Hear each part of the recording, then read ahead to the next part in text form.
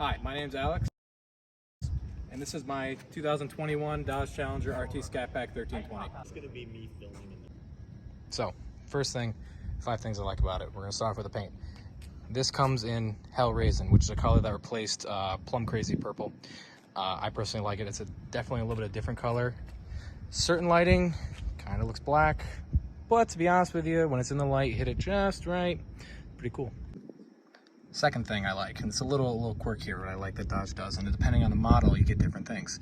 Inside here is the badge for the 1320. Now, I forget the name of what it's actually called, but it's a little different than the Scat Pack. Now, yes, they are closed. It's not a Hellcat. Both sides are closed, but little side project, you can get them knocked out fine. So the next thing we'll talk about is the package this car comes with. As I said in the intro, it's a Scat Pack 1320. Now, I didn't put this badge on. It came with the car. It's a little bit different than your average Scat Pack.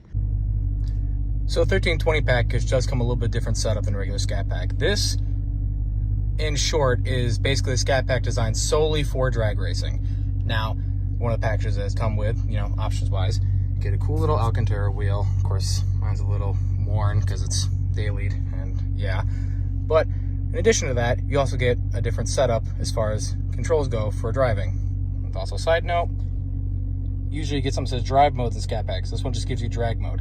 Now, what is that? Well, usually in Scat Packs, you'd have more setups and different modes of driving. I believe it's Sport, Track, Auto, and Custom. This one is like an on-off. So you have your regular normal mode, so default mode setup here. And this is where you can set up your suspension, traction, all that fun stuff, right? Notice there's something missing here. Same thing in drag mode. You only have 2 modes. All of this is designed for drag racing, so the maximum amount of traction, power put down for 1/8 quarter mile drag racing. That being said, this car also comes with a little bit different tuning setup, comes with a different suspension, also comes from the factory with a set of Nexen drag spec tires. Now, I've outfitted mine with Michelin PS4s. I've done that for daily driving purposes because the Nexens wore out in about 5,000-ish miles, give or take. Now, in addition to that package, comes a couple other things. We've seen it. You get line lock, launch control, but in addition to that, if I put it in drive here, you also get a trans brake. Now, the best way I can kind of explain how I drive this thing, I don't really use all the features that Dodge offers. Again, I'm also an amateur when it comes to drag racing. I am not a professional. So, either way, pretty fun. As I mentioned, with the 1320 package comes a different suspension. You notice, pretty big gap, right? So generally what this is designed for is weight transfer, so it helps the car better on the launches. This has saved my ass more than a few times.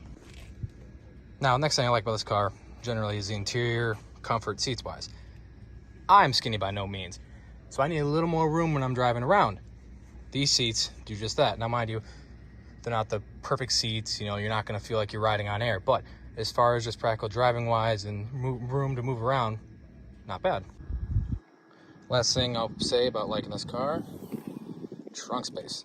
Don't mind the mess. Again, daily driven, so there's a lot of different crap back here and some stuff fell out. Anyways, storage, I got a bit. In fact, when I moved down with these guys, I actually loaded up my old Challenger with about everything that I had so far as my life was concerned in the back of this, in the back seat. And it served me well on the drive down. And when it comes to just daily driving, you want to put groceries for, I don't know, the next month, it's not back there. I'd say you could sleep back here, but I'll be honest with you, as much room as there is in the front, I can't really see a reason why you'd want to. Now, as far as dislikes are concerned, I'm a little bit of a critical person, and this car, being a Dodge, has some reasons for me to be critical. I mentioned it in the beginning, paint. I'm also gonna mention it here. Reason being, yes, it's a nice color. I also daily drive this thing. It sits outside, so when it comes to keeping it clean, good luck. I also did have this wrapped matte black, which helps with birds, but trashed. And generally speaking, this doesn't look great, dirty, and I did not clean it today, so it is a little bit buggy. Next thing I'll talk about I'm not the biggest fan of is panel gap, panel fitment, you name it. Now, again, it's a Dodge. I knew that going into this, but of course, there's a couple misalignments throughout the car. The panels aren't exactly set that straight.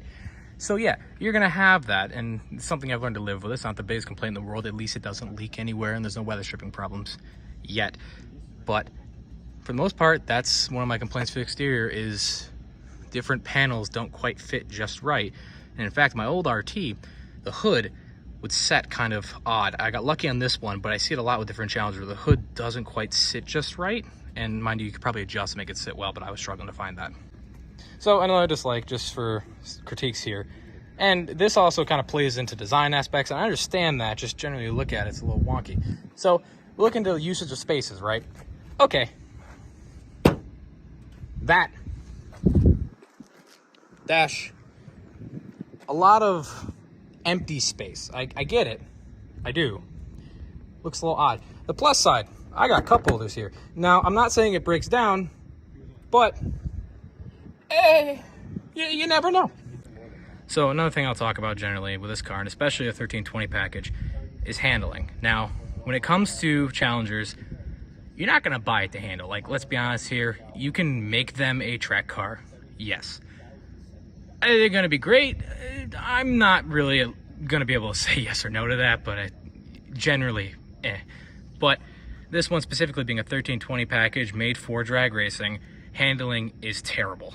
When it comes to taking a corner, whatever, especially at the Nexans, it was a little sketchy. Now you can adjust the suspension to put it in sport mode, which is supposed to help, but something to keep in mind with that too, the suspension isn't necessarily designed for that either. Even with better Michelins and all that, it's not gonna handle as well as say a wide body scat pack or other cars in the category. And that's something, you know, you can live with, especially considering, you know, most of my roads are flat and straight, so that's not much of an issue. But if I wanted to take it to autocrossing, it would be interesting. I would not set any records at all. Now, last thing I'll talk about, which is an obvious one with Mopars and Challengers, Chargers, 300s, all that, is weight. These cars are not light at all. Now, they're not 8,000 pounds or 6,000 pounds, but they're 2 tons of fun, and that plays into handling, general performance, all that jazz. Now, that's something you know going into these. If you buy these thinking that they're going to be lightweight, you can make them really lightweight, good luck. You can make them way less, but it's going to be a little bit time consuming. You're not going to come off the line, you know, weighing as little as a vet, but with enough work, it can happen. It is a heavy car, that I do know, but all the same, I like this car.